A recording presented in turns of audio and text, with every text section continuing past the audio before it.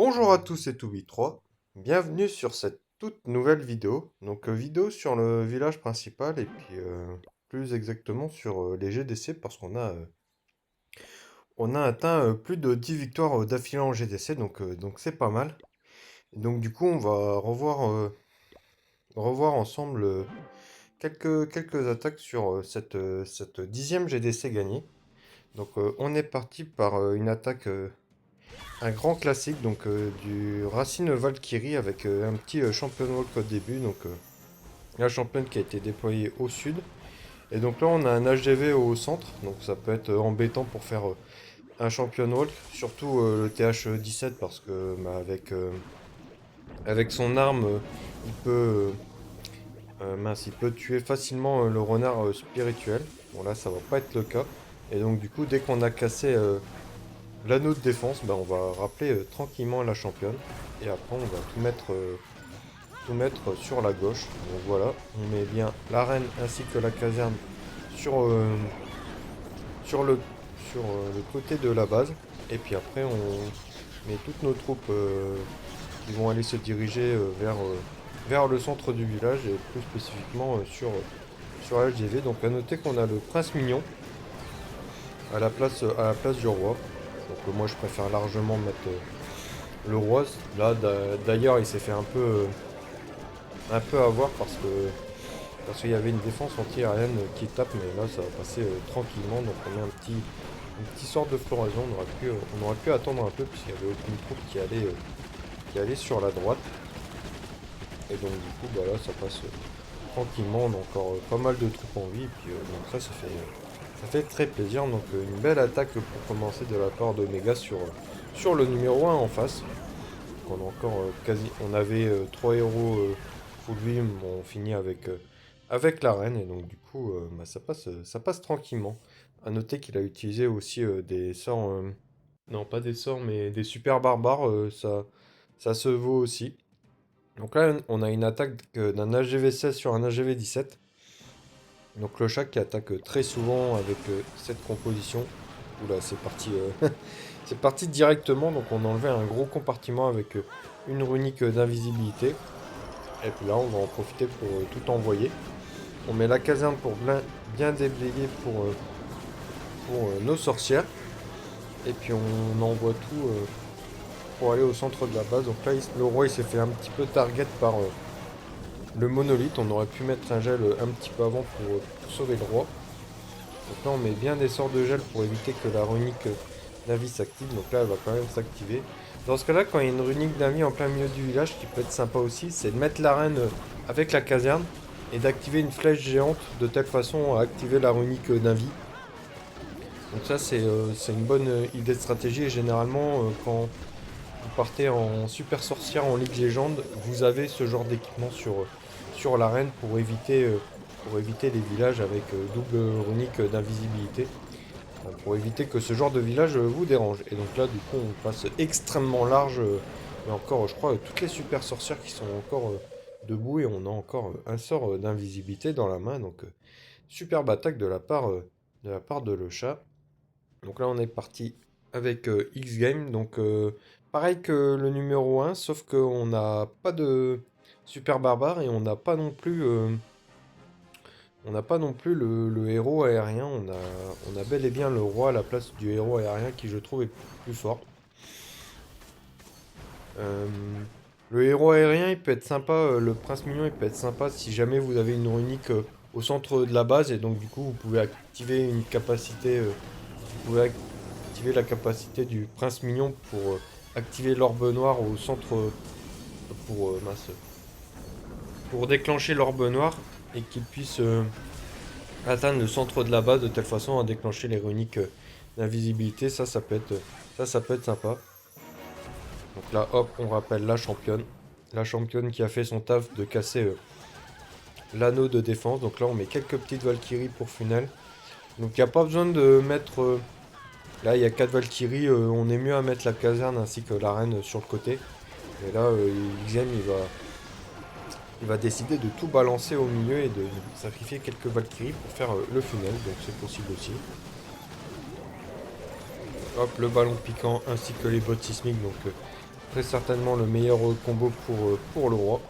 Que ce soit pour cette composition ou pour d'autres d'ailleurs. Hop, qui sort de rage. D'ailleurs, j'ai bientôt la méduse colérique level max, donc je vais pouvoir enfin utiliser la composition boule de feu avec méduse colérique et finition super ballon avec un suicide héros. Donc ça, c'est une composition très très skillée en TH16, TH17 et que j'avais très envie de faire, mais sans la méduse colérique, c'est impossible. Donc là, on a Dixième qui a complètement roulé sur la base, hein. Il y a encore plein d'héros en vie ainsi que plein de Valkyries, donc ça passe extrêmement bien. Hop, une petite attaque de Biggie, donc il y a très peu de troupes, mais ça va faire le taf. Donc on envoie la championne. C'est un champion walk, un giga champion walk avec quasiment full sort d'invie. On a juste un sort de résurrection. Et donc là on a une petite particularité, c'est qu'on va laisser la championne mourir sans utiliser la Rocket Spear, donc je sais plus comment, la lance brutale. Et on va la ramener à la vie et après utiliser la lance brutale. Donc là, elle est au centre de la base. A noter que c'est un village très compact, donc pas forcément le meilleur village du monde. Donc là, on est parti avec l'arène avec la capacité flèche géante.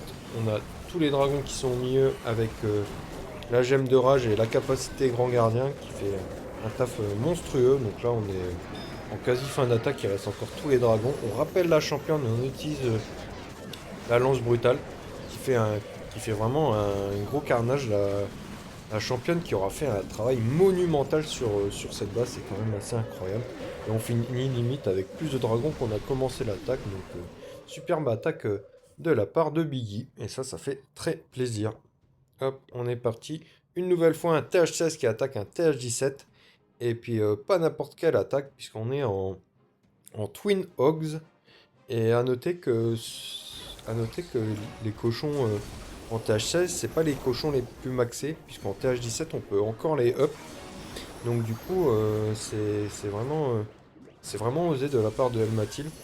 Parce qu'encore les super sorcières, on n'a pas de nouveaux héros, nouveau niveau en TH17. Donc du coup, qu'on fasse une attaque en super sorcière en TH16 ou en TH17, ça revient, euh, ça revient au même. Mais là, en cochon, bah, c'est pas du tout la même chose. Donc là, on avait un championnat très intéressant puisqu'on est parti directement aller chercher l'HDV et c'est pas plus mal ainsi parce que l'HDV il fait quand même très mal, même s'il n'explose plus. Et donc du coup là, on part avec nos héros, aller, aller retirer quelques défenses compromettantes. Donc je vous montre un peu les équipements parce que ça, j'oublie à chaque fois de le faire. Et donc du coup là on a quand même bien fracassé le village et on va envoyer tous nos cochons au centre de la base pour aller directement atteindre le monolithe ainsi que les défenses très compromettantes comme le canon à ricochet, comme la nouvelle défense THJ7, je sais d'ailleurs plus son nom. En fait j'ai tous les noms en anglais mais pas en français, je sais que c'est Fire Peter en anglais mais je sais plus en français. Et là on va claquer une magnifique capacité gardien et on choisit d'utiliser le tome de soin avec, donc c'est une bonne idée. Il y a aussi la gemme de vie qui peut être pas mal avec le tome d'invincibilité. Donc là on a encore énormément de cochons et on a encore un sort de rage.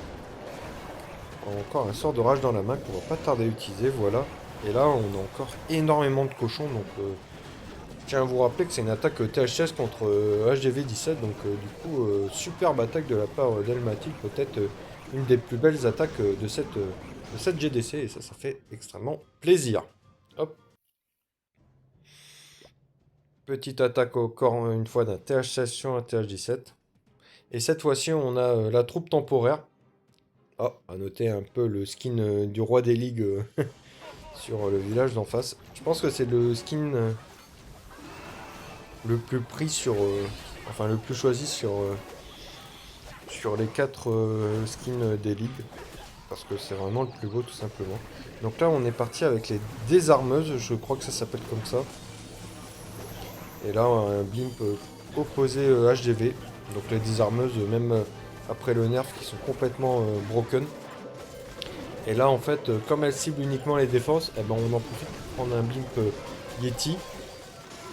Comme ça, on supprime encore plus de défense. Et avec les clones, on supprime encore plus de défense. Donc du coup, vraiment, on s'attaque uniquement en défense et on s'en fout du reste. Jonx a bien raison, puisque ce sont les défenses qui mettent à mal nos troupes et nos héros, et non pas le pauvre réservoir d'élixir. Donc du coup là on est en milieu d'attaque. C'est un peu difficile à commenter ce genre d'attaque, puisque en fait les désarmeuses, bah, on sait pas si c'est leur première vie, leur deuxième, leur troisième vie, donc on regarde l'attaque, on sait que c'est une troupe extrêmement forte qui prend 62 places quand même. Donc c'est une des troupes les plus encombrantes entre guillemets dans un camp militaire. Mais là, comme vous pouvez le voir, on a encore 3 héros en vie. Avec la capacité du roi, encore 2 désarmeuses. Et il n'y a plus de défense. Donc du coup ouais, ça passe extrêmement large de la part de Jonx, le chef de notre clan. Donc ça c'est génial. Hop, une dernière attaque sur TH17, après on va passer au TH16. Et donc là on a une composition que je n'avais ni plus ni moins jamais vue. Donc Mass Root Riders, Mass Racine avec Mass Yeti. Avec un gros lance-bûche. Donc là le lance-bûche ça peut être sympa, puisque ça permet de déclencher les 2 tours uniques d'invisibilité au centre de la base, avant que nos troupes arrivent au niveau de l'HDV, donc c'est quand même une bonne idée. Est-ce que les troupes vont tourner? Bon, ok. On aurait préféré que les uniques d'invisibilité se déclenchent un petit peu avant, mais ça va aller quand même. On a pas mal de sorts de gel quand même dans la composition, j'ai vu ça. On a... Oh, intéressant. Je sais même plus comment il s'appelle cet équipement, tellement que je le vois rarement, et donc là j'en profite pour mettre différents équipements. Il n'y a pas d'équipement, il n'y a pas de héros sur l'arène. C'est assez étonnant. Et donc là ça se passe extrêmement bien. Donc je sais pas dans quel cas on peut utiliser cette composition. Je demanderai à Joe sur Discord s'il utilise vraiment tout le temps cette composition, ou s'il y a vraiment des villages particuliers sur lesquels il utilise cette composition. En tout cas ça passe extrêmement bien, il n'y a plus de défense et on a encore 3 héros en vie. Ça fait très plaisir, avec quelques Yeti. Et puis 2-3 familiers, donc magnifique attaque de la part de Joe, vraiment c'est la première fois que je vois une attaque de ce style, et ça fait bien évidemment très plaisir. Donc là une attaque que j'ai faite donc sur un TH16, donc du coup la compo broken, et bien évidemment ce qui gêne le plus dans ce genre de composition c'est l'aigle, donc on va s'empresser avec notre champion walk d'aller éliminer cette défense extrêmement compromettante. Hop. Là j'ai eu un petit peu chaud au niveau de la reine et puis du renard. Mais ça passe. Bon après même si je perds la championne avec le taf qu'elle a fait, ça va quand même. Donc là je mets un sort squelettique directement, parce que le canon à ricochet bah, il fait extrêmement mal, que ce soit au PK ou enfin quelles que soient les unités terrestres. Donc du coup je mets directement un sort de squelette, et puis le canon il m'embête pas du tout.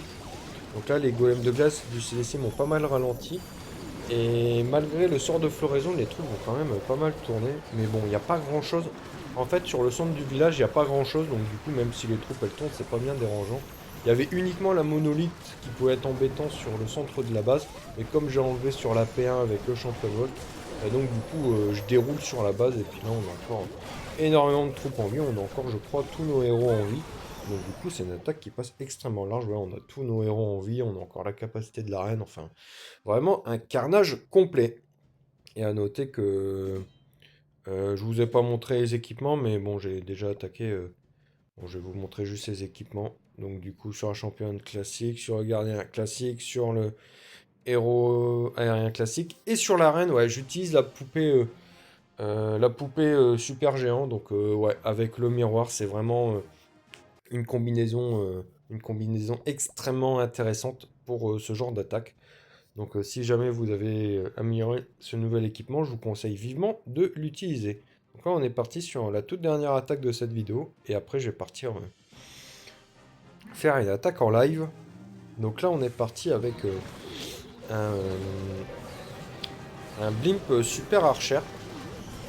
Donc à noter que c'est cool pour les joueurs qui jouent cette composition depuis la précédente mise à jour.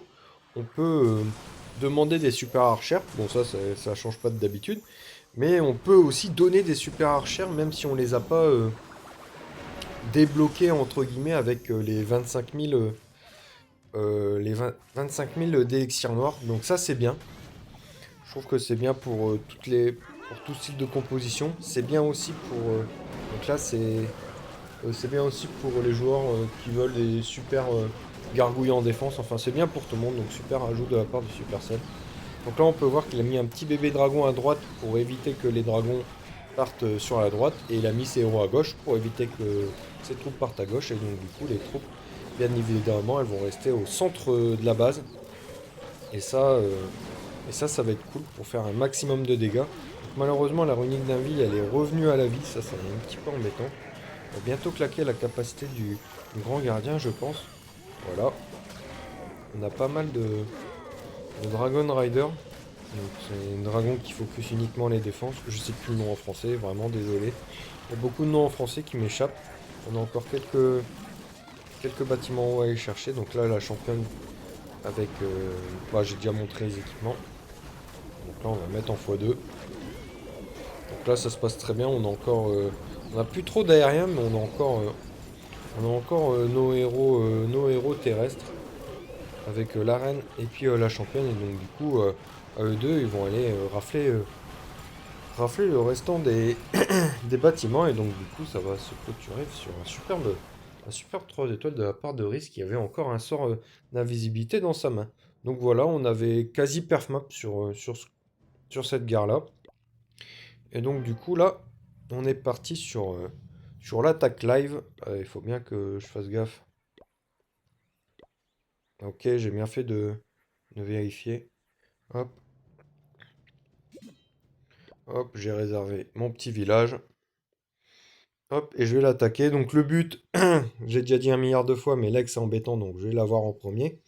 Et puis à voir si j'attaque ici à 9 h ou à midi, minuit en fonction du nombre de défenses qui reste. Et puis à 6 h ou à 3 h, je mettrai ma reine avec la caserne pour couper, pour que les défenses aillent bien au centre de la base. À noter la petite décoration bien sympathique du dragon.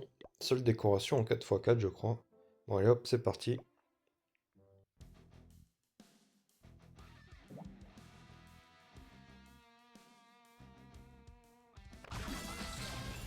Ok, petite Tesla, on n'a rien à faire. Ah, ça fait mal le coup de grand gardien.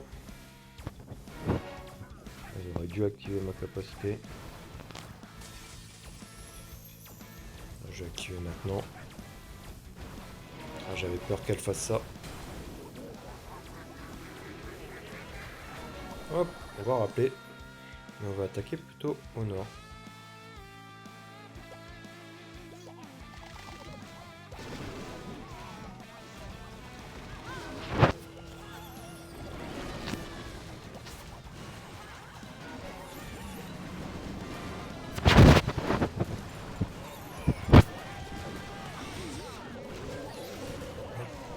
Hop, championne. Hop, petit sort de rage. Et on va claquer notre meilleur sort de floraison pour que tout parte au milieu. Hop, capacité du prince mignon, donc ça c'est impeccable. Hop. Hop, petit sort de rage. Activer la capacité de la reine. Petit sort squelettique pour distraire la fin du village. Bon, ça se passe extrêmement bien. Là, je pensais que le canon y allait tomber. Hop, bon, il n'y a plus de grosses défenses compromettantes, donc ça c'est cool. On va mettre un petit sort ici. Petit fail. Bon, c'est pas bien grave, ça va passer quand même extrêmement large. Donc voilà, petit 3 étoiles pour cette GDC qui normalement devrait être gagnée. Donc on serait à 12 GDC gagnés sur nos 12 dernières rencontres. Et donc du coup on va essayer d'aller atteindre les 15 victoires, comme ça je referai une vidéo.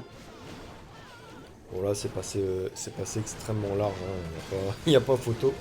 Même en commentant, même entre guillemets en faisant n'importe quoi, ça passe bien. Bon, après, faut dire aussi qu'avec les équipements maxés, c'est encore plus simple. Donc voilà, hop, petit perf pour la famille. Et ça fait très plaisir. Hop. On va attendre la fin de GDC pour voir si j'attaque pas un THJ7 ou quoi aux caisses. Hop. On est quelqu'un de bien, donc on donne des troupes. Et voilà. Bon, j'espère que la vidéo vous aura plu, hein. Si c'est le cas, comme d'habitude, hein, mais tu mets ton meilleur pouce bleu, tu t'abonnes, tu commentes, etc. Et moi, je vous retrouve très bientôt pour de prochaines vidéos sur Clash of Clans. D'ici là, portez-vous bien. Allez, salut!